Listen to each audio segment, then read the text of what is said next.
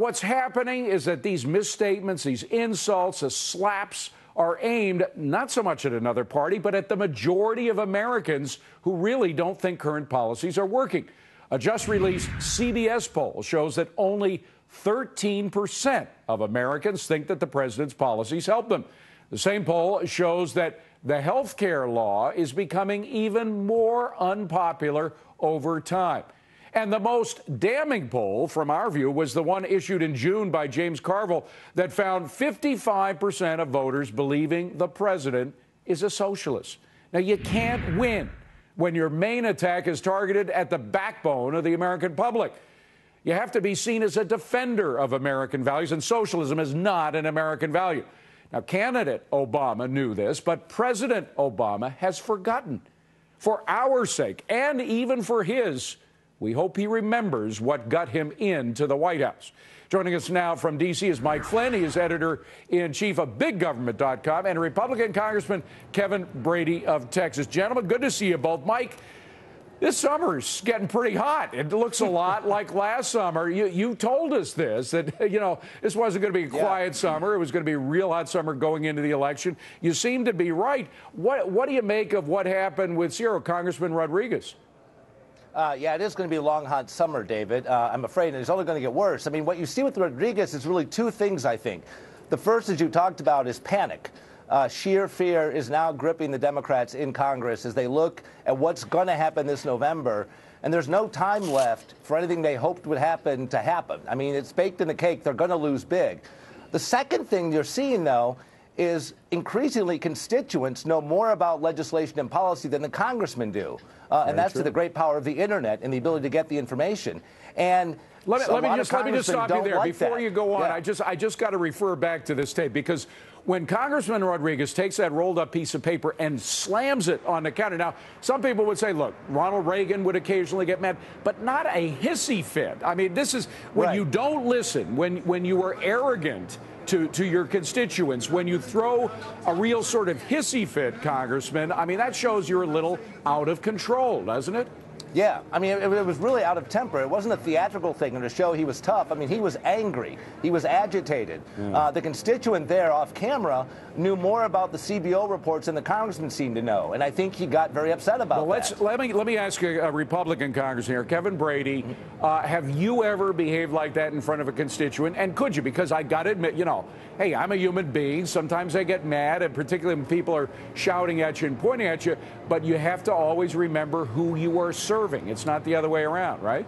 That's exactly right. In fact, in this country, they have every right to get as angry as they want to be and as frustrated as they want to be with us. We work for them. It is their money. It is their government, and we're their representatives. So, we have no cause to do that.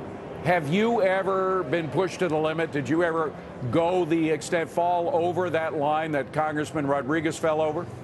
No, and I hope I never do. And, the Democrats are getting desperate, and here's why. They don't understand. The public's already made up their mind about the stimulus. The public saw the wasted spending, the exaggerated stimulus claims, the unemployment rate skyrocket. They already know the stimulus isn't working. But last week, I think 90% of Americans said the economy is in bad shape, and 3 out of 4 don't expect it to get better anytime soon. So the president can try to beat this dead horse back to life, but it won't work. And Mike Flynn, the notion from Bill Press. Now, I knew Bill Press when he worked at Fox News. I've known him over the years. But for him to call Americans spoiled, that Americans are a spoiled group of people, that they shouldn't complain as much. They got to have more patience and wait for the president. Most Americans think that a year and a half, a little more than that, is time enough, that we should see some action for all the hundreds of billions of dollars that have been spent. Right. Well, if the issues weren't so serious, this would be kind of hilarious to watch. I mean, this meltdown's kind of fun. You've got the left has spent 20, 30 years trying to get into the position of power that they're in right now. Nothing they've tried is working, and it's pretty clear the public is about to kick them out. And so, that is causing the meltdown. We're going to see a lot more of this as we get closer to November. What about from the really Obama administration itself? I mean, we have these contradictory reports. We had Robert Gibbs, for example, changing his mind just recently on whether or not Democrats could lose Congress or not. I mean, there seem to be more missteps than usual, or is it just my own view? Well, and look at the whole Gulf disaster. I mean, we forget about that, but there's still oil coming out in the Gulf of Mexico that nobody, you know, this federal government has totally botched the response. I mean, there seems to be nobody at the rudder of the ship of state. And you've got, you know, a whole deck level of 4 or 5 minor captains, and they're all fighting with each other. And as we get closer to November, and as it becomes clear the Democrats are going to lose a lot of seats, you'll see even more blame going on than you even see now. Kevin Brady, is it possible that perhaps in their own hubris, in their own enjoyment of this, Republicans are digging their grave and maybe hoping for more than will be achieved in November?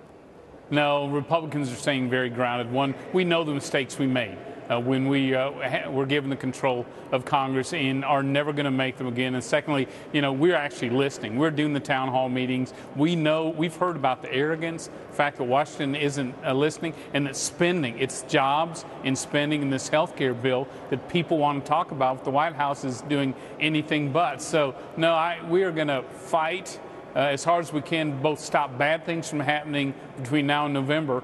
And then I think there is going to be change in our governance, and we're ready to lead. You know, Congressman, I got to tell you one thing, though. Hubris is something that is not dominated by one party. It is shared by everybody who gets in power. I've seen it happen to Republicans. Some Ronald Reagan small government Republicans were all for small government when they were out, but once they were in, they wanted to stay in. So it's something that you have to watch very carefully. And believe me, those of us in the press who like small government are going to be watching very carefully. And you should. And big government, we're going to watch too. Big government is going to watch as well. Mike Flynn, Kevin Brady, good to see you both. Thanks for joining us.